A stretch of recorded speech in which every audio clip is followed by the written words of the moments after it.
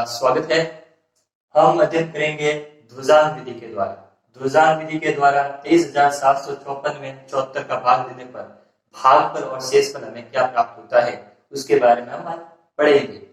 तो यहाँ पे हमें पता है ये सारणी तो प्रत्येक सवाल में बनानी है। यहाँ पे प्रथम खंड आएगा, मध्य खंड और तृतीय खंड। जो प्रथम खंड होगा उसमें ध्रुजान और मुख्यांक लिखा जाता है, जबकि जो मध्य वाला खंड होता है उसमें भागफल और तृतीय वाले खंड में शेषफल आते हैं। तो चलिए इस सारणी को भरते हैं। यहाँ पे जो आपके पास भागफल दिया हुआ है 74, उसमें जो इकाई अंक है वो ध्रुजांक में लिखा जाएगा, जबकि इसका जो दहाई अंक 7 है वो मुख्यांक में लिखा जाएगा। जबकि जो मध्य वाला खंड है उस मध्य वाले खंड में यहाँ पे 2, 3, 7 और 5 लिखा जाएगा, जबकि 4 तृतीय वाले खंड में लिखा जाएगा। क्योंकि ध्रुजांक में आपके पास एक ही डिजिट का नंबर है, इसलिए तृतीय खंड में भी आपके पास केवल एक ही डिजिट का नंबर होगा।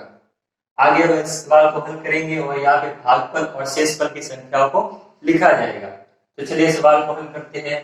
हमें पता है कि 2 में 7 का भाग नहीं जा सकता, क्योंकि 2 संख्या 7 से बहुत कम है, इसलिए हम यहाँ पे एक पेयर बनाएंगे। तो पेयर बनाए तो यहाँ पे हो गए 23। तो अब हम यहाँ पे कह सकते हैं कि भाज्य 23 में मुख्यांक 7 का भाग देने पर भागफल आपके पास क्या प्राप्त होगा। 23 में जब 7 का लोगे तो 3 बार जाता है और 21 आ जाता है, यानी कि 2। तो भागफल आपके पास होगा 3 व शेषफल 2 प्राप्त होता है। जो आपके पास भागफल प्राप्त हुआ है उस भागफल को हम यहाँ पे लिखेंगे। तो यहाँ पे हमको भागफल मिल रहा है 3, तो भागफल यहाँ से 3 आ जाएगा। जबकि जो शेषफल होता है वो जिस संख्या से भाग दिया उसके पीछे वाली संख्या के ऊपर लिखा जाता है, जिसके कारण आपके पास जो नया भाज्य उपस्थित हुआ वो क्या आया 27। तो हम यहाँ पे लिख सकते हैं कि आपके पास जो नया भाज्य आया है वो कितना आया है 27। अब हमें संशोधित भाज्य ज्ञात करने का सूत्र लगाना है, जिसके द्वारा हम संशोधित भाज्य ज्ञात करेंगे तथा पुनः हम संशोधित भाज्य में मुख्यांक 7 का भाग देंगे तथा इसी प्रोसेस को आगे आगे बढ़ाते हुए हल करेंगे। तो किस प्रकार यहाँ पे हम लिखेंगे संशोधित भाज्य। संशोधित भाज्य बराबर क्या होता है, जो आपके पास नया भाज्य होता है उसमें से माइनस करना पड़ता है ध्रुजांक इंटू भागफल को मल्टीप्लाई करके जो नया वाला भाज्य है उसमें से उसको माइनस करना पड़ता है, जिसके कारण आपके पास संशोधित भाज्य उपस्थित हो जाता है। तो किस प्रकार करेंगे देखते हैं। यहाँ पे हम लिखेंगे संशोधित भाज्य, तो यहाँ पे हो जाएगा संशोधित भाज्य। तो संशोधित भाज्य आपके पास क्या है, नया भाज्य आपके पास क्या है, नया भाज्य आपके पास क्या प्राप्त हुआ 27, यहाँ पे 27। और आपके पास ध्रुजांक क्या है, तो ध्रुजांक हो जाएगा 4 इंटू भागफल क्या प्राप्त हुआ 3, तो यहाँ पे हुआ 27 माइनस 12 इक्वल टू कितना हुआ 5 और 1, आपके पास 15 प्राप्त हो गया। अब हम सेकंड प्रोसेस में क्या लिखेंगे कि भाज्य 15 में मुख्यांक 7 का भाग देने पर, जब आप 15 में 7 का लोगे कितनी बार जाएगा 2 बार, यानी कि 14 आ जाएगा और शेषफल 1 बच जाएगा। तो हम यहाँ पे लिख सकते हैं कि जो भागफल प्राप्त हुआ वो भागफल कितना प्राप्त होता है 2, जबकि जो शेषफल प्राप्त हुआ वो शेषफल प्राप्त हुआ आपके पास 1। तो हमें पता है कि जो भागफल प्राप्त हुआ है उस भागफल को हम भागफल की जगह 2 लिख लेंगे, और जो शेषफल प्राप्त हुआ है वो जिस संख्या से भाग दिया उस संख्या से यहाँ पे लिख लेंगे। इस कारण हमारे पास जो नया भाज्य प्राप्त होता है वो नया भाज्य प्राप्त होता है 15। अब वापस हम संशोधित भाज्य का सूत्र लगाएंगे। तो अब यहाँ हम लिखेंगे संशोधित भाज्य। संशोधित भाज्य बराबर क्या था आपके पास, जो नया भाज्य था 15, उसमें से माइनस करना पड़ेगा क्या, ध्वजांक इंटू मुख्याङ्क, यानी कि 4 इंटू 2। तो यहाँ पे हो जाएगा 15 माइनस 8 इक्वल टू कितना हो गया 7। तो आपके पास जो नया भाज्य यानी संशोधित भाज्य आया वो आपके पास क्या प्राप्त हुआ 7। 7 आपके पास क्या प्राप्त हुआ है, संशोधित भाज्य। अब हम क्या लिखेंगे थर्ड पॉइंट में, थर्ड पॉइंट में आएगा कि भाज्य 7 में मुख्याङ्क 2 का भाग देने पर, मुख्याङ्क 2 का भाग देने पर आपके पास जो भागफल आएगा वो 1 आएगा, जबकि जो शेषफल आएगा वो आपके पास क्या आ जाएगा, 0 आएगा। क्यों कि जब 7 में 7 का भाग दोगे तो 7 में से 7 के पीछे बचे 0 और जो भागफल है वो आपके पास 1 प्राप्त हो जाएगा।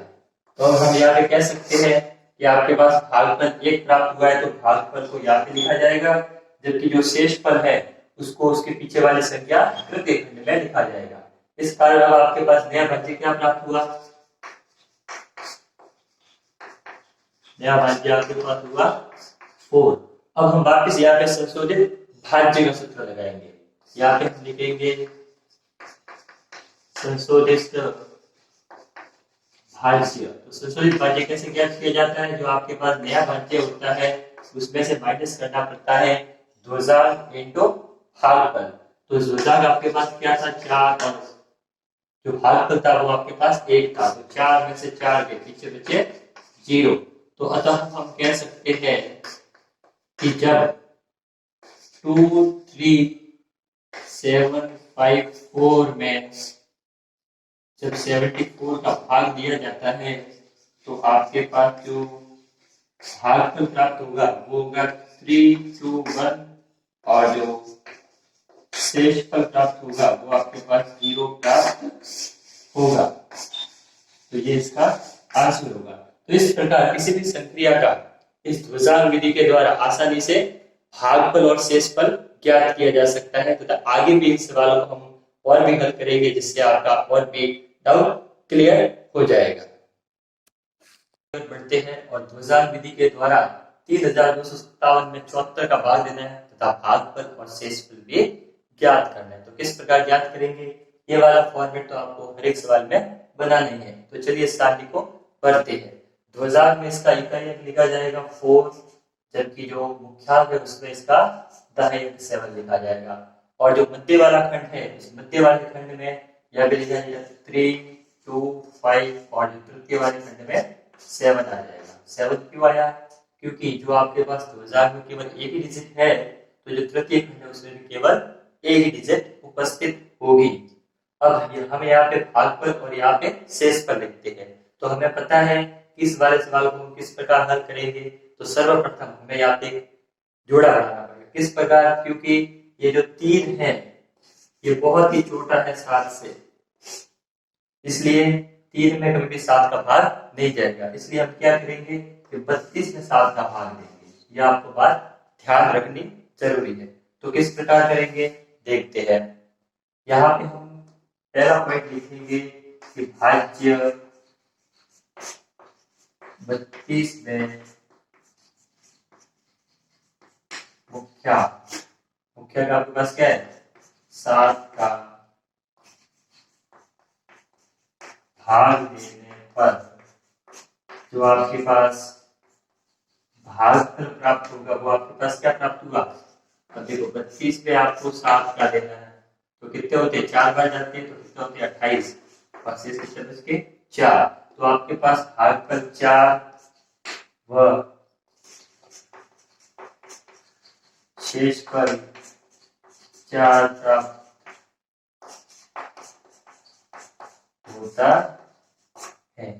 तो आपके पास ये वाली लाइन तो प्रत्येक सवाल में लिखनी है। जितने भी बार आप स्टेप बढ़ाओगे उतनी लाइन में आपको ये लिखना जरूरी है।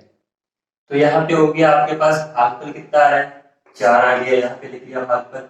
जबकि जो शेषफल आ रहा है वो जिस संख्या से भाग दिया उस संख्या के बाद संख्या के ऊपर लिख लोगे। जिसके पास आपके पास नया भाज्य क्या हुआ 45।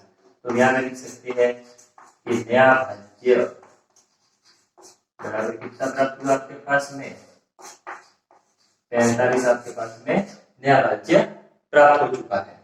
तो हम क्या यहाँ पे क्या लिखेंगे, यहाँ पे हम लिखेंगे संशोधित भाज्य। संशोधित भाज्य कैसे ज्ञात करते हैं, जो आपके पास नया भाज्य होता है उसमें से माइनस करना पड़ता है भुजांक इंटू क्या था आपके पास भागफल।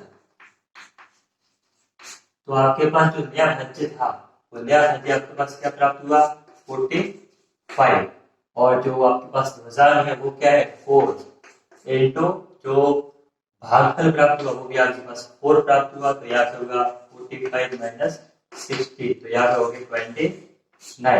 तो यहाँ पे आपके पास जो संशोधित भाज्य प्राप्त हुआ वो आपके पास 29 प्राप्त हुआ है। क्या प्राप्त हुआ 29। अब हम यहाँ पे दूसरा स्टेप लिखेंगे कि भाज्य 29 में मुख्यांक कौन सा आपके पास है 7 का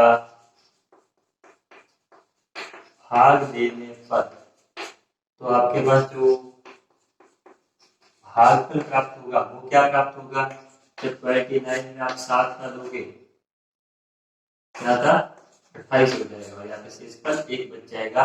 तो आपके पास भागफल 4 प्राप्त होता है, जबकि जो शेषफल होगा वो शेषफल आपके पास 1 प्राप्त होता है।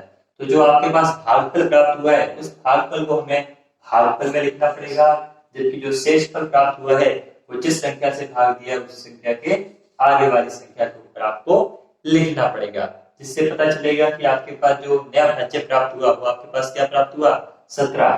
तो अब यहाँ कह सकते हैं कि जो नया भाज्य प्राप्त हुआ वो आपके पास कितना प्राप्त हुआ है 17 आपके पास नया भाज्य प्राप्त हुआ है। अब इस सवाल को आगे किस प्रकार करेंगे देखते हैं।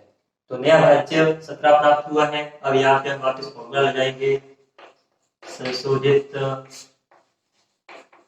भाज्य। तो संशोधित भाज्य ज्ञात करने का क्या था, नया भाज्य आपके पास क्या था 17, और जो ध्वजांक है वो ध्वजांक आपके पास कितना है 4 है, जो भागफल प्राप्त हुआ वो आपके पास क्या है 4 है। तो 17 माइनस 16 इक्वल टू 1। तो ये आपके पास प्राप्त होता है शेषफल। ये आपके पास क्या प्राप्त होता है शेषफल। तो ये आपके पास आ गया शेषफल।